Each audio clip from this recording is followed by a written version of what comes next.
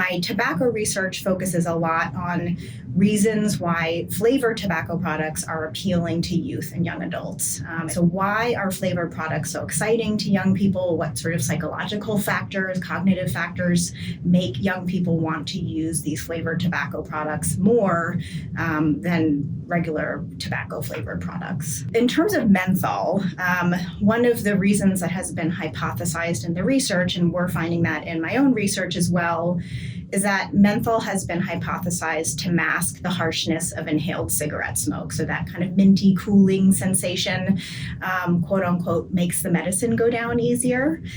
And some of the research that we've done with national data sets does actually show that youth and young adult menthol smokers do report that menthol cigarettes are easier to smoke than non-menthol cigarettes. So that's one reason why menthol might be attractive to young people. Kind of soothes and numbs and anesthetizes the throat, makes it easier to smoke. Tobacco companies have historically marketed menthol products to African Americans, Hispanics, and female smokers. And we see that in the research that menthol smoking is much higher in those groups of individuals. And there's a variety of ways in which they can target these groups. So they target by putting ads in particular magazines that are, consumed by, those particular groups of people. We also know from research that marketing of flavored tobacco products and tobacco products in general tend to be higher in neighborhoods that are predominantly African American. And the other ways that we see this is lobbying efforts. So we see that tobacco companies put a lot of money towards lobbying, to reduce tobacco control policies, which do predominantly affect those individuals in neighborhoods where marketing is much higher. Around 80% of Black smokers prefer smoke menthol cigarettes.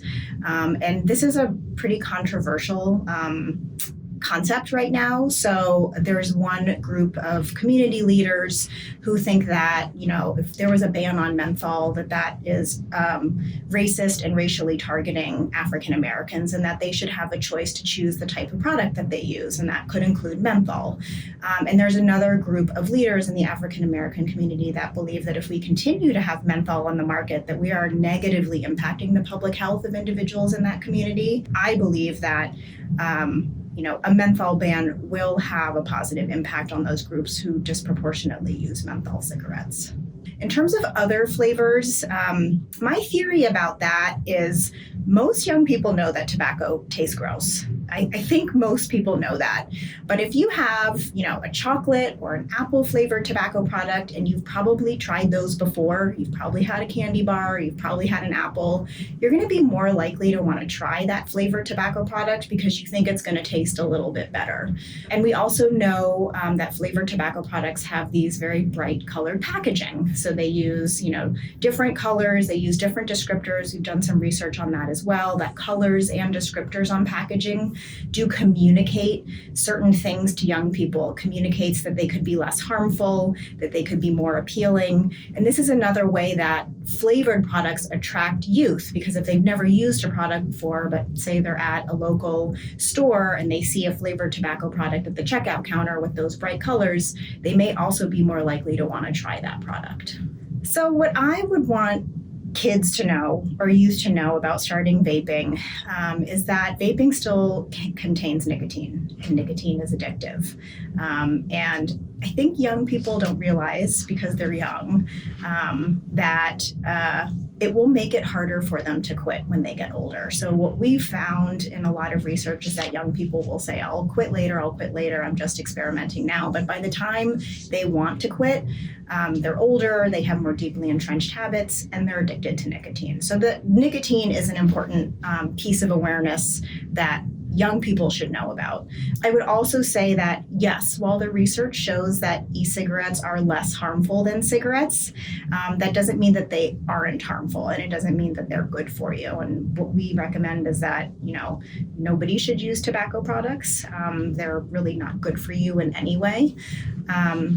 And then the other thing I would say about, starting to vape or starting to use tobacco products in general is that tobacco companies want to get you hooked on their product. So whenever you use their product, they want to make you a repeat customer, and they do that by putting nicotine in their products and by making their packaging colorful and bright. So every time you pick up a tobacco product, you in some way are kind of, being held by the tobacco company to continue using their product, and that's exactly what they want. So your destiny is sort of out of your hands once you start. As we continue to focus on e-cigarettes, we don't want to lose sight of the fact that menthol cigarettes still exist, and menthol cigarettes are still an extremely popular product that new initiates, as we call them, are using.